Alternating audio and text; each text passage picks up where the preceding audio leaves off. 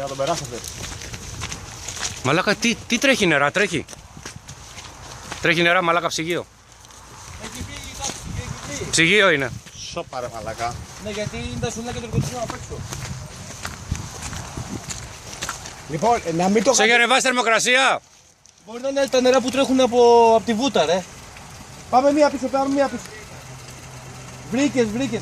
Έχει τον λαγό. Λίγο, πάμε πίσω. Γιατί πίσω αν περάσαμε. Για να μην πέσει μέσα, ρε. Να πέσει μέσα και το τράβηξε, ρε. Μα την κερδίσει. Έλα και εδώ. Να σου πω πας είναι λασκούρα, ρε μαλάκα. Μπορεί, θα το δούμε. Λίγο, μικρές τιμονιές. Έλα. Εκεί ευθεία. Ευθεία το τιμόνι. Ευθεία. Έλα. Μία και έξω, έλα, μία και έξω. Μία και έξω. Δεξιά. Φύγε. Δεξιά. Φύγε. Άντε λίγο πιο κάτω να ανοίξουμε να δούμε ρε. Όχι, δεν είναι τίποτα. Όχι. Χρήστο, έλα. Λασπούρα πρέπει να είναι. Χρήστο. Έλα και για τον Νίκο ρε. Ναι, ρε. Έλα ρε μαλάκα, είσαι πλοηγός. Αφού είσαι χνηλάτης.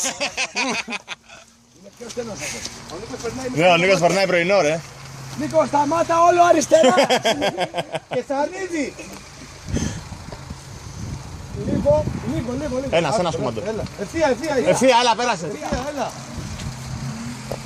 Λίγο από εδώ και... Όχι Κωστή, λάσπες πρέπει να ήτανε. Αλλά και δεν φτάνει το άλλο κομμάτι. Όλο αριστερά.